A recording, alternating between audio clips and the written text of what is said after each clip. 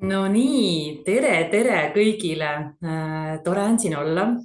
Tore on, tore ka see, et Daisy nii ägeda sissejuhatuse tegi, suured tänud ja tõesti see kuulamine on oluline asi. Ma vaatan, et meid on siin kokku 25 ehk siis, et ma tervitan siit ka järelvaatajaid. Ma loodan, et ikkagi kõik tahavad seda teha ja ma hakkan jagama enda slaide. Lähme kohe teemasse.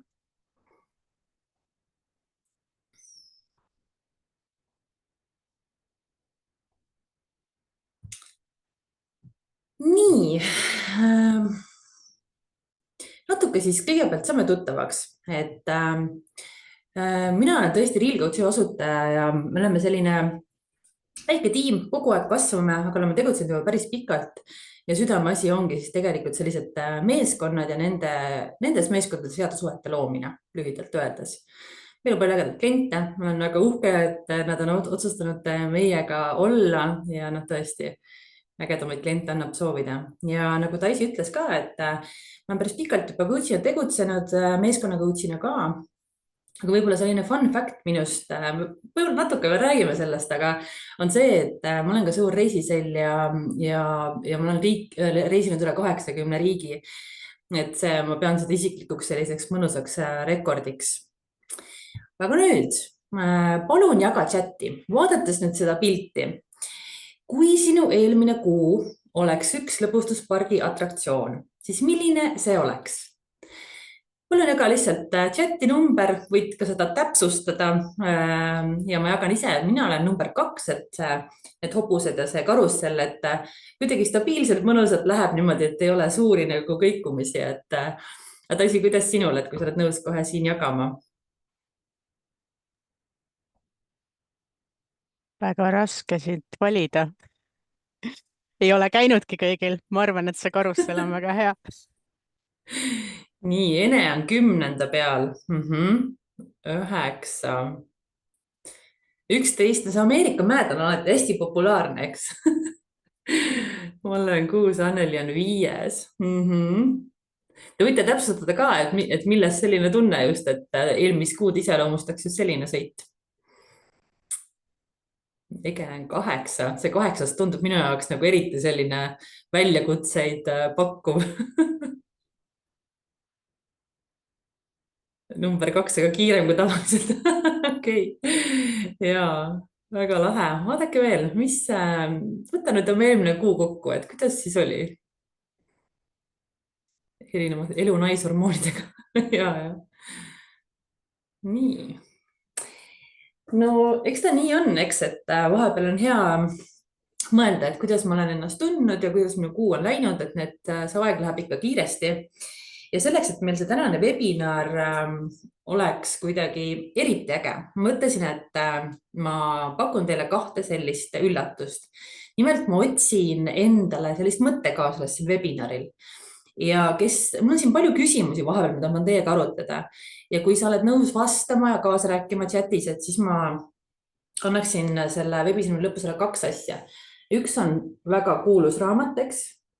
Michael Pongreid, tema tuleb Eestisse ka või on juba Eestis tulemas, aga see raamat on selline väga lihtne sissejuhatus, kuidas coaching ut harrastada juhina oma meeskonnaga.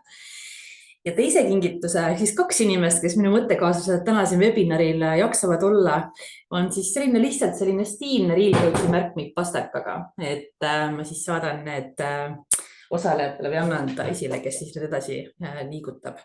Nii et palun olge chatis aktiivsed ja siis lõpuks ma annan Daisy sulle selle au, et sina vali siis 2, kes saab raamatu ja kes saab märkmiku.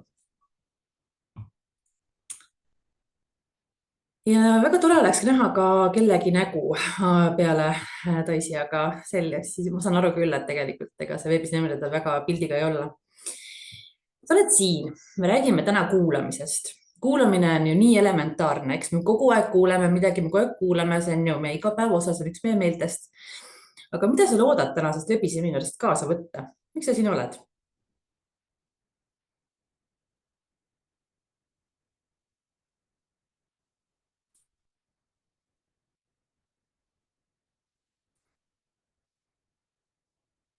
Mis sa arvad, et see võiks sulle luua? Sa veel ei tea, eks, mida ma siin rääkima hakkan.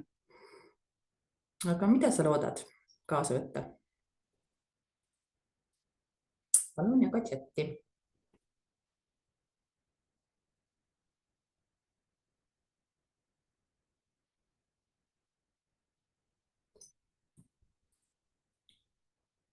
Ma saan aru, et siin on coach'id, siin on juhid, tippjuhid, keskastme juhid, midagi uut ja inspireerivat, kuidas veel paremini kuulata, uut teadmist, häid nippe, tööriistu kuulamiseks. Värskendan teadmisi, kuulamine suhtlemise alus, meeldetuletus, uusi kogemusi, mõtteid ja kes teab, mida veel inspireerivat. Kuidas kuulata neid, kes ei julge rääkida, parem kuulaja oma teismelisele lapsele. Soov ennast arendada, saada paremaks. Õpetajana kuulan iga päev erinevaid inimesi, äkki saab mõne uue lähenemise, kuidas noorteni paremini jõuda. Õpetaja on ka mingis mõttes juht, absoluutselt. Kuidas olla paremini kohal ja kuulata täie tähelepanuga. Aitäh, Hele.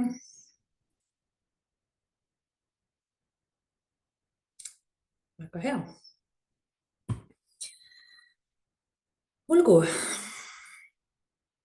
Kas teie olete kunagi tundnud, et ei kuulu sinna, kus te hetkel olete? Et te ei kuulu sellesse meeskonda või te ei kuulu sellesse perekonda või te ei kuulu sellesse riiki või mis iganes seltskonda, eks? Et see ma ei kuulu tunne on mulle hästi tuttav.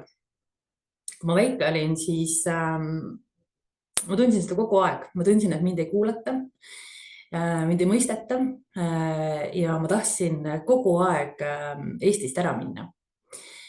Ja lõpuks avanes mul see võimalus minna Soome õppima ja tööle. Ja siis kui ma Soome peale mõtlen Helsingis elasin, eks, et Soome on selline heaolu ühiskond, et seal ju kuulatakse inimesi. Et kui ma nüüd sinna lähen, et siis ma olen nähtud ja siis ma olen kuuldud ja tunnustatud. Kuid ikkagi seal Soomes ka ma nagu ei suutnud endale või ma ei tea, mul ei tekkinud sellist lähedasi suhteid ja sõprussuhteid, et mõtlesin, et see ka ikka vist ei ole see koht, kuhu ma kuulun. Ja mul avanes võimalus minna tööle superjahi peale ning ma sõitsin 4 korda ümber maailma. Et te võite ette kujutada, tollel ajal ei olnud veel Google Maps ja Booking.com nii nagu tuttavad, et tõesti nagu see kogemus teha 4 ümber maailma reisi, superjahil, kõik ägedad sadamad, see tundub nagu unelm. Kuid see oli ka väga üksik. Ja ma mõtlesin, et võt sinna ma ka ei kuulu, eks, et üksinda sinna merele. Et mõnes mõttes sul on nagu tiim ümber, aga siiski nii kaugel kodust. Ning ma kolisin Budapesti, Ungari pealinna ja avasin seal oma kohviku. Kohviku nimeks sai Deja Vu ja mõtlesin, no nii, nüüd on mul see oma koht, mul on oma meeskond, et võt siia ma kuulun. Ja mäletan hästi, ma palusin oma parimal sõbral joonistada selle kohviku seinale suure maailmakaardi ja alla kirjutada lause, et not all those who wander are lost. Ehk siis, et mitte kõik, kes rändavad, ei ole eksinud. Ja ma tõesti uskusin, et mina olen see rändaja, et ma avastan erinevaid maid, riike, kultuure, inimesi ja see oli nagu minu identiteet. Kuid mõne aja pärast ma tundsin jälle, et see ikkagi ei ole päris koht minule. Kaugel kodust ja see ettevõtlus ka võib-olla nii varajases sellises elueas ei olnud kõige efektiivsem. Ja ma kolisin Kaimani saartele. Et kes teab, kus Kaimani saared on? See on üks pisikene saar Kuuba lähedal. Ja kui ma mõtlen Kaimani saartele, siis seal tõesti nagu kõik on ilusad. Inimesed on ilusad, rannad on ilusad, majad on ilusad, palmid on ilusad, kõik on väga-väga ilus. Kuid aasta möödudes ma tundsin, et see on kõik liiga pealiskaudne. Ning ma kolisin tagasi koju. Ja siit sai minu selline teekond coach'ina alguse, kiirendi juhtimisse, coaching'usse, sest ma sain 30-liikmelise tiimi juhtida. Ja läbi selle, kuidas ma paralleelselt õppisin coaching'ut ja katsetasin seda, jõudis minu teele selline huvitav raamat, Marian Franklini Laser Focus Coaching. Ja see raamat rääkis siis sellest, noh, muuhulgas, eks, et mis on siis need peamised sellised asjad, millega kliendid siis coach'i juurde tulevad. Ja üks selline peamine siis nagu teema, millega tullakse, on see, et kuhu iganes sa lähed, seal sa oled, et wherever you go, there you are. Ja kui see mulle kohale jõudis, et issand Reesi, et sa ei olegi siis tegelikult see rändaja, et sa oled ikkagi nagu põgeneja, et sa oled ju põgenenud millegi ees, sa ei ole ennast kuulanud. Ja läbi siis nende aastate ja läbi oma ägedate klientide ma siis coach isin ka iseennast, et kuidas siis sellest mõttest vabaks saada. Ja eelmine aasta ma tegin kõvasti tööd selle jaoks, et minna pikale puhkusele oma perega.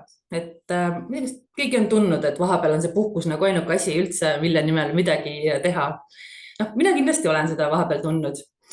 Ja tõesti, tegin kõvasti tööd, läksime sinna puhkusele ja teisel päeval ärgates esimene asi, mis ma mõtlesin, et ma tahan koju.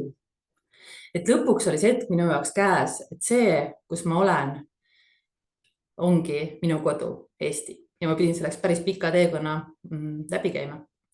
Ehk siis minu sellise loo mõte on see, et enne kui me saame kuulata kedagi teist, peame me oskama kuulata iseennast.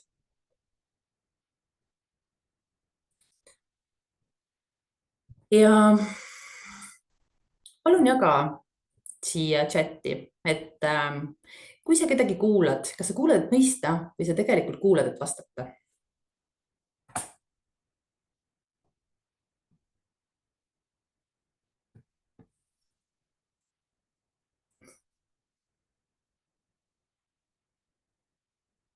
Mis sa arvad? Oma igapäevastes vestlustes? Aitäh, Jana. Kui palju me tegelikult kuulame, et mõista ja kui palju me kuulame, et vastata?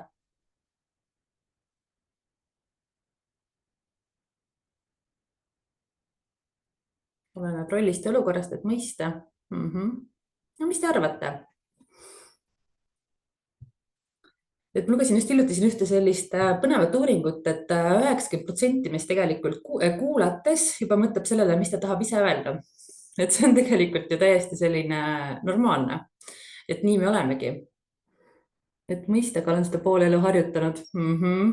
Laura vastab, et vastata mõlemaid ja et kui ma esimest korda täpselt sellesama teemaga ühte sellist suuremat esinemist tegin, siis ma lasin teha enne, kui ma hakkasin sellest oma loost rääkima, et tõstke, et lihtsalt, et noh, vahetage seal mingeid mõtteid, on ju, et rääkige sellest, rääkige sellest, rääkige sellest. Ja siis ma küsisin, et kui paljud teist kuulasid, mida teine siis samal ajal rääkis või sa mõtlesid kogu aeg seda, mida sa tahad talle vastata. Et see on täiesti nagu normaalne, et nii me inimestena toimetamegi, nagu siin chatis on mainitud ka, et noh, see võtab palju harjutamist. Aga mis siis takistab? Et kui ikkagi me kuulame palju selleks, et lihtsalt ise nagu vastata, et mis siis takistab seda kuulamist? Ma tahaksin väga teie mõtteid kuulda, et menti.com, seal on see kood või siis QR kood ja ma annan paar minutit aega, et sinna vastata. Sest ma arvan, et teie vastused on täpselt sama, mis see, mis mina hakkan siit rääkima. Aga teeme paar minutit, minge palun mentisse ja vastake sellele ühele küsimusele.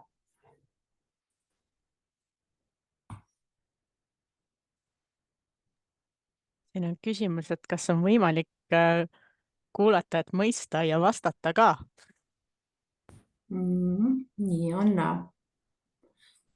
Ma arvan, et väga selles mõttes teadlikult tubli inimene suudab seda teha. Aga see on kindlasti raske. Noh, et kus on sinu fookus? Et kas sa oled oma fookuse ja energiaga tähelepanuga selle teise inimese kogemuses, kui tema räägib, või sa ikkagi mõtled enda peale, et noh, et kus on see sinu fookus sellel kuulamisel? Olge head, minge vastake selle mentis. Vaatan kohe, mis siin on. Kas sa saad panna selle menti sellega chati? Juba panin. Ma korraks, panid jah? Juba panin, ma võin uuesti panna. Väga hea, ma võtan selle lihtsalt siit lahti, et siis ma saan kohe näha.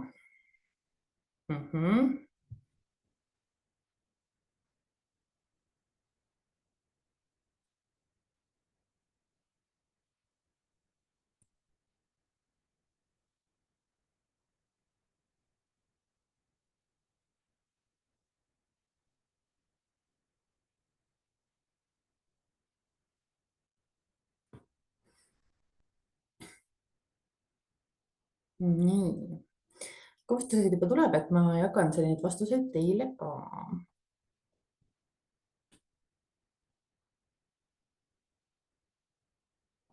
Vaatame siis koos. Mis takistab tõelist kuulamist? Vähene kuulamisoskus, enda emotsioonid, fookus mujal, enda mõtted, rahuldamata vajadused, tegelik kohalolek, kiire tempo, lahenduste pakkumine, keskendunud mingile muule asjale, eks. Kui endal on probleem ja kui pole sobiv hetk, väsimus, muidugi. Hirm ebaõnnestuda. Mitu asja korraga peas. Ja enda mõtted, väsimus on vist kõige rohkem.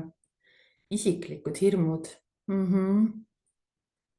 Soov aidata takistab ka tõelist kuulamist. Hästi põnev. On 1 minuti veel aega, jõuate panna. Enesekesksus. Nii on. Et tegelikult on ju päris palju asju, et ei tohi enda vastu karmid olla, et see kuulamise osa võib-olla kogu aeg nii hästi välja ei tule. Nii, aga ma jagan siis tagasi oma slaide ja lähme edasi.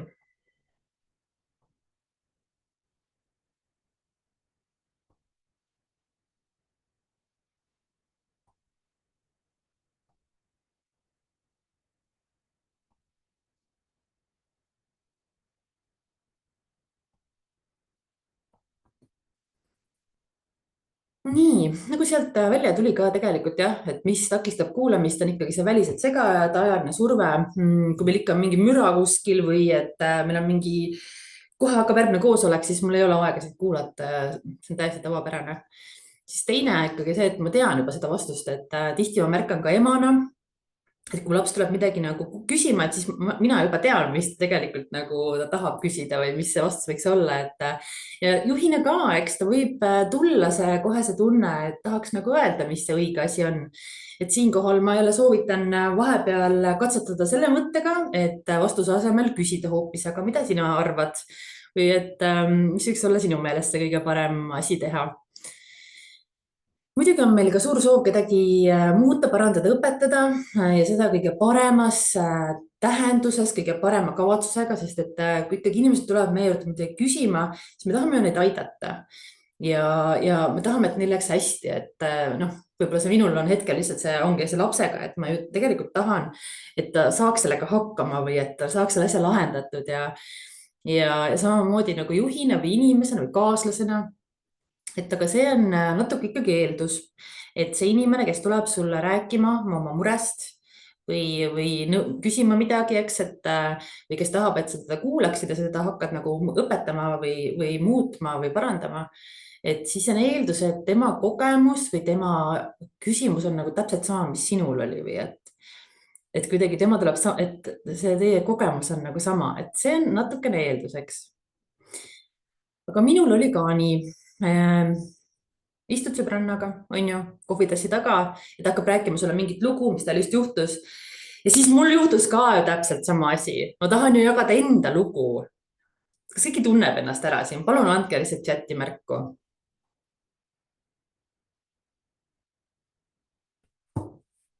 Kas keegi on kogenud? Jane on kogenud. Eili. Muidugi.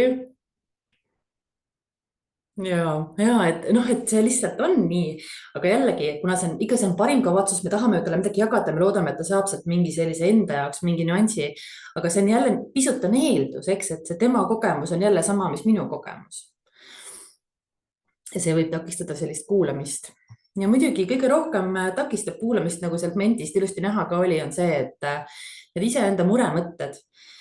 Et kui endal ikkagi toimub palju, siis on jube raske kohal olla, jube raske on kedagi kuulata. Ja jah, et meie sees lihtsalt ei ole seda ruumi, et olla kohal, et kuulata. Need on nüüd need takistused. et kuidas siis saada heaks kuulajaks? Vaatasin, kas me ilusti ajas oleme. Noh, aktiivne kuulamine, eks ma arvan, et seda tehnikat te olete päris palju kõik siin, eriti coach'id on ju, et te olete seda kasutanud, te teate, aga et lihtsalt kordame hästi põgusalt selle üle ja siis lõpus ma käin ühe nipi veel. Et kuula nii, et sa peegeldad tagasi, mis ta ütles.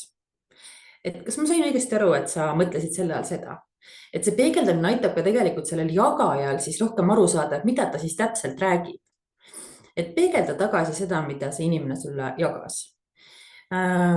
Oluline on ka hoida silmsidet, et kui keegi sulle ikkagi midagi jagab ja sa samal ajal vaatad telefoni, siis kas sa tegelikult kuulad kodus näiteks. Ma ei tea, kas kellelgi on juhtunud niimoodi kaaslasega. Ja et ikkagi seda kohalolu ja kuulamist väga toetab see, kui sa vaatad talle otsa silma ja su kehakeel on avatud.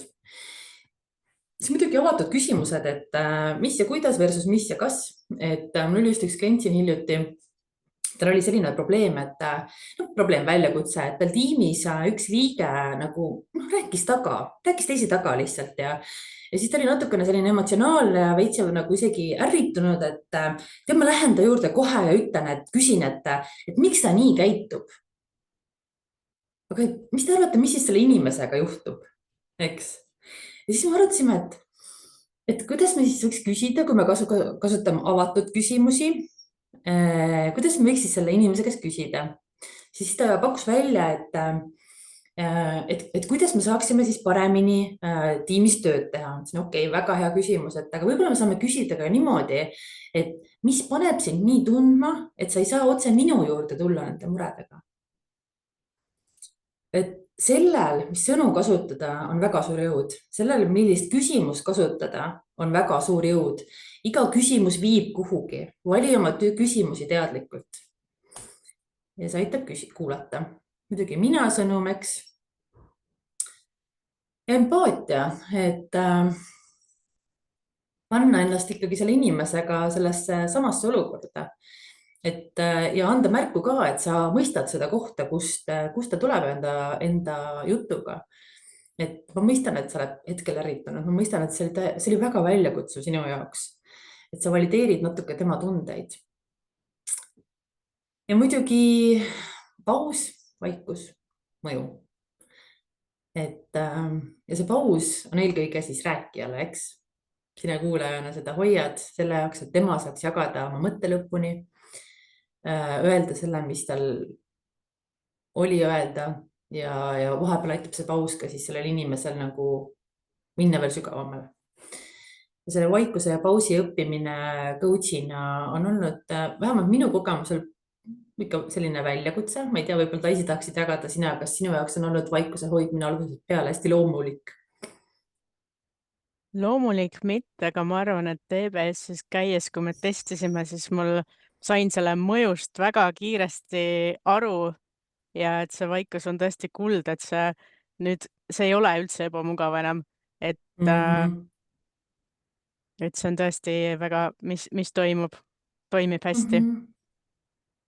Jah, et tulebki näiteks töökaaslane sinuga rääkima ja vuristab oma probleemi suuresti kiiresti ette ja siis nagu sa tahaks kohe vastata, eks sa tahaksid teda aidata, saad oma kogemust jagada, aga hoia lihtsalt vaikust. Et hoia lihtsalt vaikust. Äkki tuleb midagi veel. Ja muidugi see klassikaline coaching küsimus on ju, mis veel, et kui sa natuke vaikust hoidnud, siis võib küsida, aga mis veel. Aga ma arvan, seda kõik coach'id teavad. Ja ma tunnen ka, et nagu sina rääkisid ka, et coach'ina on väga lihtne vaikust hoida. Ma tunnen, et kui ma olen töökeskkonnas, siis mul on väga lihtne kuulata, eks. Ma kogu aeg kuulan inimesi, ma olen täielikult kohal, mul ei ole ühtegi probleemi. Aga ma ei tea, kuidas nagu teil on, kui te koju lähete? Et kas siis on lihtne üksteist kuulata või?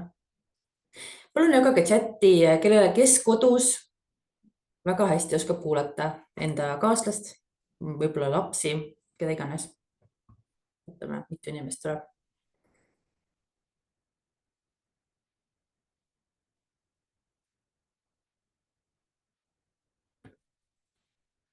Aga siis kas just väga hästi, aga püüan seda teadlikult teha, no väga hea.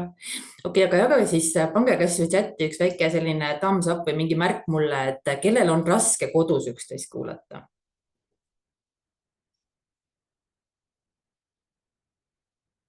Ei oska, saan kogu aeg tagasisidet, okei. Jaa, see nõuab märkamist. Et jah, nii see kipub olema, kodus meil on raske ennast kuulata ja mina arvan, et see on sellepärast, et tegelikult me ei valmista ennast kuulamiseks ette. Et kui me oleme töökeskkonnas, siis ma ju valmistan ette, ma tean, et mul tuleb see kohtumine või see vestlus või midagi, et ma fokusseerin. Et tõeline kuulamine algab sellest, et sa valmistad kuulamiseks samamoodi ette nagu rääkimiseks. Ja see kingitus, mis sa annad inimesele läbi selle, et sa tõeliselt kuulad, on hindamatu. See annab sellele inimesele tunde, et ta on aktsepteeritud, ta on armas, ta on nähtud, ta on, jah, see on ülim kingitus, mida me saame üksteisele anda, et tõeliselt kedagi kuulata. Ehk siis just valmista ennast ette kuulamiseks samamoodi nagu rääkimiseks. Et kõik need aktiivse kuulamise meetodid on väga head, aga me alustame ikkagi iseendast. Et kuidas siis seda teha? Kõigepealt, enne kui mul hakkab selline keeruline kohtumine, ütleme, ma olen juht ja mul on selline, mõtleme selle sama näite näiteks, et mul on siis see inimene, kellele ma lähen seda tagasisidet andma, et mis takistab ta tulla minu juurde rääkimas sellest, et noh, miks ta siis räägib seal tiimis, eks kõiki taga ja kui ma mõtlen selle peale, kui see vestlus tuleb, siis mis mu kehaga toimub? Ta isi vasta mulle, siis ma ei ole nagu monoloogis üksinda. Selline pinge tuleb sisse. On ju nagu mingi selline võitleja põgene läheb peale kohe, läheb nagu pingesse. Et enne kuulamist siis sa tead, et see vestlus tuleb, see on keeruline, see tekitab must neid emotsioone. Et siis ma lihtsalt märkan, et okei, et praegu ma olen siin veits nagu pinges ja olen natuke nagu niimoodi. Märkan ise ennast, eks. Annan endale natuke ruumi, et see, mis ma kogen, on praegu okei. Ja ma väga soovitan ja ma olen näinud ka seda ägedaid tulemusi on see, et enne selliseid vestlusi, see võib olla ka tegelikult enne, kui sa astud kodu uksest sisse, kui sa tuled töölt, et sa nagu kas või autos või kõndides, võtad korraks endale sellise teadliku hingamispausi. Et ma ei hakka siin hetkel läbi tegema, aga ma väga soovitan kasutada seda box breathing meetodit. Ehk siis, et 4 sekundit hingad sisse, 4 sekundit hoiad hinge kinni, 4 sekundit hingad välja ja siis jälle hoiad kinni. Ja teed niimoodi 4 korda. Ja see on üks selline hingamisharjutus, mida USA snaiperid kasutavad enne lasku, eks? Et rahustada maha oma närvisüsteem. Et anda närvisüsteemi teada, et kõik on okei. Midagi hullu ei juhtu, on ju? Et enne sellist kuulamist valmista ennast ette ka sellega, et tee väike hingetõmbepaus. Ja sea fookus. Kui ma panen ennast jälle selle juhi rolli, siis minu fookus seal vestluses võib olla see, et ma lihtsalt annan selle inimesele siis ruumi, et rääkida, mis on need tema muredeks. Aga teine fookus võib olla see, et ma ikkagi tahan talle anda konstruktiivset tagasisidet. Eks? Et sea enda fookus. Kui ma lähen näiteks koju ja ma tahaksin oma elukaaslasega rääkida mingist teemast, on ju, siis kõigepealt ma märkan, mis tunnet see endast tekitab. Siis ma teen paar hingetõmbet näiteks, kui ma lähen uksest sisse. Ja siis mul on endal on see fookus olemas, et nii, ma tahan temaga jagada seda ja ma tahan, et ta lihtsalt kuulaks mind, eks? Noh, et see võib olla ükskõik mis, et alati enne vestlust sea enda fookus, mis on sinu kavatsus. Ja lähen uudishimuga. Et uudishimu on nii äge, kerge tunne ja me nii vähe seda kuidagi kogeme või vähemalt mina, et see uudishimu, et mis need inimesed siis nagu, et mis selle tegelikult nagu oluline on või mis talle tegelikult korda läheb või mis on siin peidus nende sõnade taga, et kuulates märka ka inimese kehakeelt, märka, kuidas ta ennast hoiab, kuidas ta ennast liigutab, kuidas tema näoilme on, hääletoon. Et kuulata saab nii palju erinevaid asju, mitte ainult neid sõnu. Ja meeskonna coachina mind kutsutakse väga tihti tiimidesse, kus juba on väga keeruline olla. Ja esimene asi, mida ma seal teen, on mis? ma ainult kuulan, ma ainult kuulan seal, mis toimub seal nii-öelda ruumis ilma nende sõnadeta. Kes väldib kellega pilku või kes vahetab kellega pilku, noh, ühesõnaga kõik need sellised märgid, et kuulates tähelepanelikult oma meeskonda või siin olid õpetajad ka, et oma klassi, et sa võid märgata ka seal ju mingeid protsesse, mis toimuvad, eks. Et see kuulamine on ka tegelikult alus ja eeldus sellele, et märgata neid vigu mitte ainult inimestes, aga ka igasugustes süsteemides. Jah, et nagu ma just rääkisin, et mis on see, mida räägitakse kööginurgas, aga mitte seal, kus otsuseid tehakse. Ma väga soovitan kuulata iroonilist huumorit ka suhetes, et irooniline huumor on kindlasti üks selline märk, et võib-olla kõik ei ole päris nii, nagu peaks olema. Ja jah, off the record vestlused peale koosolekut ja silmade pilkude vahetamine. Jah, ühesõnaga. Ja kuulates märkad sa ka selliseid korduvaid mustreid, et kui näiteks ühes samas rollis on läbi põlenud 5 inimest, et kas viga on rollis või viga on inimeses? Mis te arvate?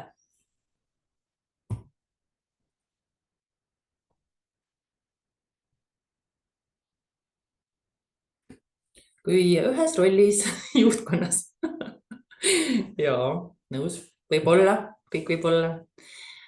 Aga et jah, ikka töökorralduses. Aga kui me ei kuule ja seda ei teadvusta, et kuule, et siin on nagu see muster, et kuidas on võimalik, et meil juba 5 inimest on samas rollis läbi põlenud. Et siis seda ka ei muuda.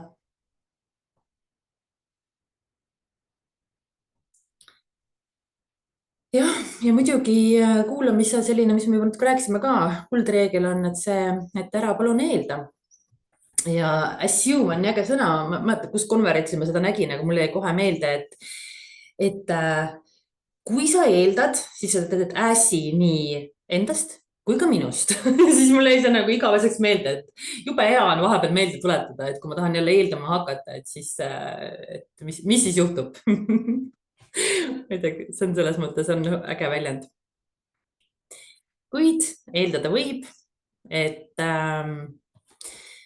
me kõik oleme inimesed, me läheme kõik tööle kavatsusega teha endast parima, me läheme koju kavatsusega olla head, olla kohal ja kõik inimesed on tegelikult selles mõttes sarnaste soovide ja vajadustega.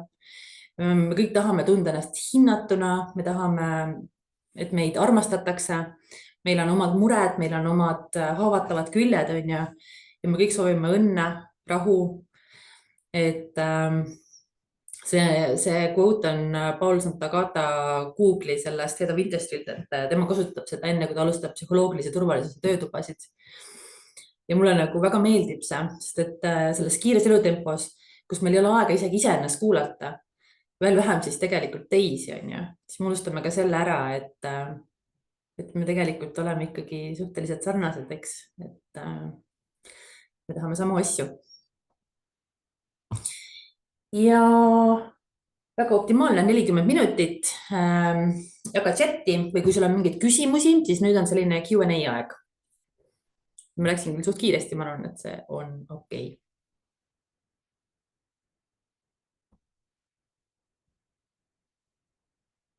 Või kas Taisi oli siin mingeid küsimusi, millele ma ei vastanud, kui ma siin rääkisin? Ühe küsimuse ma siit tabasin, et Anna on kirjutanud, et tegeleb autentse liikumisega ja teda huvitab, kas jälgimine on sama nagu kuulamine. See on nagu see teadlik jalutamine ja see autentne liikumine selles mõttes või? Äkki Anna, sa tahad tulla siia või rääkida natuke pikemalt sellest, et ma saaksin sulle vastata? Noh, kuulamine, ma ei saanud vist täpselt õigesti aru sellest. Aga mingeid teisi küsimusi kuulamise kohta või mingi koht, mis ma rääkisin, võib-olla läks ikka kiiresti mööda, et palun praegu jagage, mis mõtteid tekitas. Jana jagab, et sinu lugu oli väga huvitav, tundsin kohati ennast ära. Mind kõnetas see mõte, et enne kui me saame kuulata teist, me oskame kuulata iseennast. no nii on, see iseenda kuulamine on üks teekond, eks ta on ikkagi selline elukestev avastusretk, et kes kust teed läheb, et mina käisin seal igal pool ära, jõudsin ikka samasse kohta tagasi, et mõista, et okei, et ma siia kuulungi. Anneli jagab, et me ei pea kohe asuma lahendama kõigi muresid, pausi plaanin proovida rohkem kasutada. jah, et tõesti, vahepeal nad mõtlevad selle murele ise kiiresti lahenduse, kui sa natukene pausi hoiad. mida Taisi, on sul sellist kogemust? Kirlitab elevant ruumis märgata seda mm. Ja, ja kusjuures Kerlis on ka niimoodi, et kui sa nagu, et kui on midagi, mida sa tajud, noh, et siin vist ikkagi midagi on, eks, no siis tavaliselt tegelikult on. Et kui see ikkagi selline järjepidevalt on see tunne, et ma ei tea, siin midagi on siin õhus, on ju, siis tegelikult see meie intuitsioon on selles mõttes päris hea, et siis tavaliselt on. Ja seda tasub niimoodi panna ka lauale, et ma ei tea, et mul on selline tunne, et meil on siin mingi elevant toas, et kuidas teie tunnete? Nii, kuidas panna teismelisi kuulama, kui nad ei soovigi kuulata? No vot, kus pähkel nüüd. Ma arvan, et tegelikult inimesed on lõpuks inimesed ja võib-olla teismelistel on emotsioonid natukene sellised suuremad, eks nad tajuvad natuke teistmoodi elu tollel hetkel, et eks ikkagi see kuulamise osa, see, et sa oled lihtsalt täiega kohal selle inimese jaoks, et ta tunneks, et ta on kuuldud, et ta on mõistetud just sellest kohast, kust tema tuleb, et isegi kui see emotsioon on hästi suur, et lihtsalt, et sa valideerid, et see on okei, ma olen siin, et ma mõistan, ma aktsepteerin ja olen nagu sinuga olemas, et võib-olla nagu see. Nii, pausi harjutamine võib olla väljakutse. Laura ütleb, et mina tunnen, et vaikimist soovin rohkem kasutusele võtta, läbi selle rohkem kuulata ja märgata. Jah, ja selle pausi hoidmise juures on nagu oluline ikkagi see, et sa pausi hoides ei mõtle kogu aeg, et ma ei räägi. Siis ei ole nagu mingit sellest nagu mõtet sellele, et proovi samamoodi pausi ajal, et ta räägib, eks sa, siis tuled kohale, et sa korraks hingad, et sa ei lase oma mõtetel nagu võimu võtta, et sa lihtsalt hingad ja okei, ma tulen kohale uuesti, ma keskendun sellele, mida tema nagu kogeb. Piret Roop, paus on tihtipeale inimestel ebamugav, tekib tunne, et midagi enam pole rääkida. Jah, et vaata, sõltub kontekstist, eks, et vahepeal ei olegi vaja seda pausi hoida, vahepeal ongi vaja kiire infovahetus ära teha, aga see on just jah, võib-olla mingite selliste nagu sügavamate vestluste juures, hea kaaslane. Joana, ja see mõte ka, et saame kuulata teisi ja tegelikult aidata alles siis, kui oleme kuulanud iseennast. Rääkimine, vaikimine, kuld. Jah, ja kusjuures minu see quote ka see, et